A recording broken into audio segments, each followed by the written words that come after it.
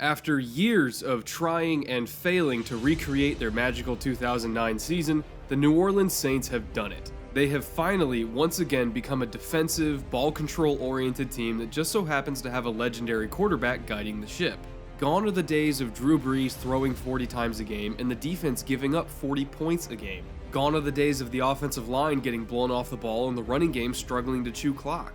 Right now, the Eagles, Rams, and Vikings may be getting most of the attention in the NFC, but you can be damn sure about this. Those 2009 Saints are back, and they're nastier than ever.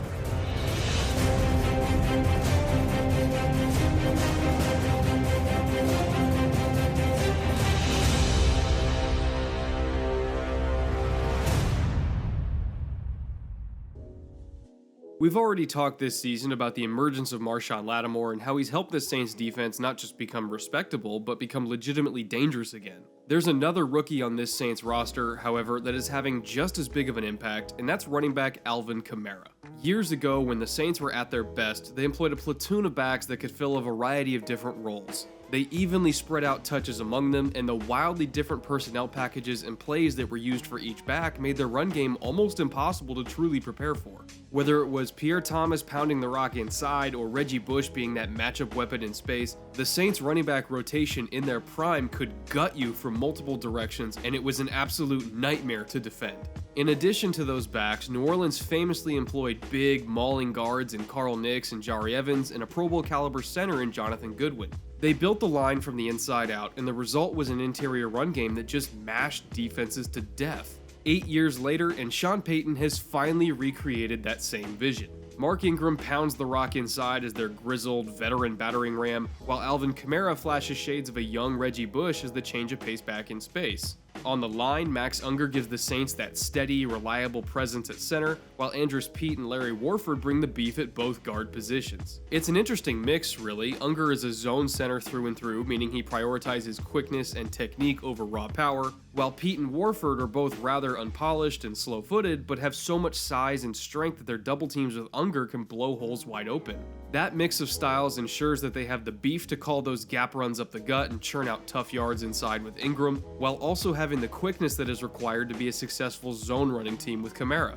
After all, having a quick center is by far the most important ingredient for a good zone run game, while having size and strength at the guard positions is more important for a gap scheme run game. They can use any style of run they want at any time because of that versatility in blocking styles, which again, as I said before, makes them an absolute nightmare to prepare against. The Buffalo Bills found that out the hard way last week when the Saints put on what might be the most impressive team rushing performance of the last 5 years by any offense. 48 total carries, 298 total rushing yards, 6 total touchdowns, and a whopping 6.2 yards per carry.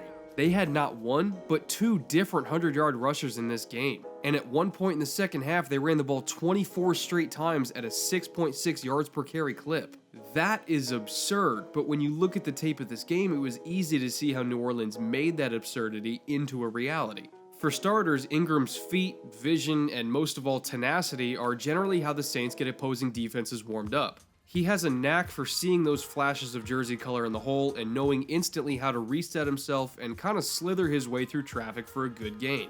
He's always moving forward and he's always making those third downs a little bit more manageable, and in this Bills game he even showed that he has the power to just run over people if he doesn't have the space to make them miss. In short, Ingram is kind of the ideal early down drive starter kind of back. When a guy who's built like him has an offensive line that is powerful enough to reset the line of scrimmage, he can work up that momentum more easily and just grind defenses to a pulp. We saw that early in the second quarter on this lead play out of 21 personnel. First things first, just look at how big that split is between the left tackle and the left guard. There is a canyon between them. The Saints line up this way because it forces the defensive end to line up wider to match that split, so in this B gap here, there's just a natural alley for the fullback to run through to set up the kickout block for Ingram. Now, the Bills know this and recognize the split, which is why they're shading their linebackers to the weak side of the front. And because they're shaded that far to the weak side to essentially sell out to stop the lead play, Ingram knows that he probably won't be following that block. He knows the hole is going to be plugged just based on the numbers and the alignment, so watch his eyes and his patience during that run to adjust to that alignment.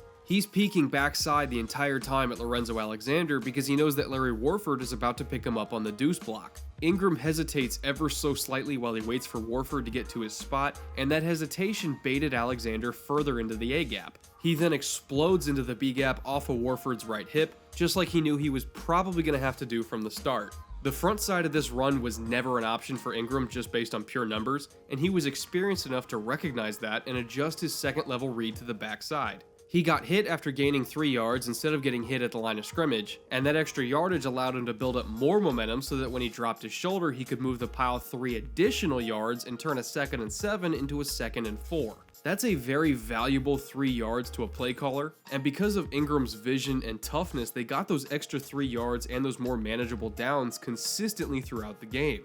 Now, typically, after defenses start to get worn down and they're tired of trying to tackle Ingram, that's when Kamara and Ted Ginn enter the picture. Any defensive lineman or linebacker will tell you, when you're taking those collisions with a big back and you're exhausted, trying to chase down a smaller back or a wide receiver in space is a hell of a lot more difficult. Your pursuit isn't as fast because you're tired and sore, those cutback lanes might be a little bit wider, your angles in space might not be as disciplined, it all gets really messy really quickly. Hitting a defense with the speed and shiftiness of Kamara on the edge after Ingram just worked them over inside is like landing a bunch of body shots in a fight and then finishing them off with a left hook to the jaw. They'll try to defend their head for a while, but once those ribs take enough abuse, the hands drop, the hooks start connecting, and it's lights out. There was a great example of that early in the third quarter where they sprung Ingram for a 16-yard gain on a power lead, and then on the very next play brought in Kamara and Ginn to hit them with that lateral speed. This is a very well-designed counter pitch play to the weak side off a fake end around to Ginn. Watch the Mike and Sam linebackers here. They're flowing really hard to the front side with the threat of Ginn getting the ball, but them biting so hard pulls them completely out of the play to the backside. Mike Thomas crashes down to pin the backside defensive end as well, so now they've got Warford and another really good rookie, Ryan Ramczyk, getting a hat on a hat as lead blockers in space. If you're the Bills, that is the last thing you want to see. The Mike backer gets caught up in traffic because he flowed way too hard on the threat at the end around, and just like that, Kamara rips off a very easy 19-yard gain. Every single week, like clockwork, they tire people out with Ingram and those big crushing guards, and then punish that fatigue with Kamara's speed. It's brutal to play against because you know it's coming, but if you let them get going with that game plan, you're not going to stop it.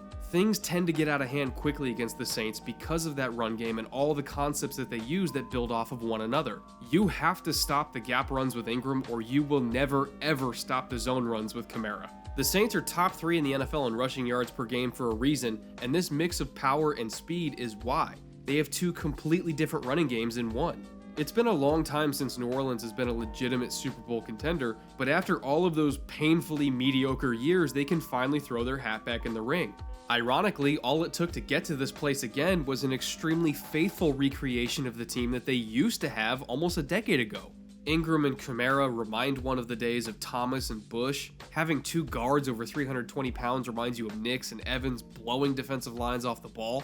Even Marshawn Lattimore and Michael Thomas show signs of being younger and possibly even better versions of Tracy Porter and Marcus Colston. I know the Saints are real, bona fide contenders because we've already seen this show before. We already know what happens when New Orleans figures out how to run the football and play defense. They win the Super Bowl. I realize the Eagles look like the best team in the league, and I know Carson Wentz is the MVP right now. I even declared that myself weeks ago. But I've also watched the NFL for long enough to know a snake in the grass when I see one. The Saints are legit, and if the rest of the NFL doesn't figure out how to slow them down and slow them down now, they'll get home field advantage in January, they'll force the rest of the conference to come to their house, and they will run right over them on their way to the Super Bowl. Again.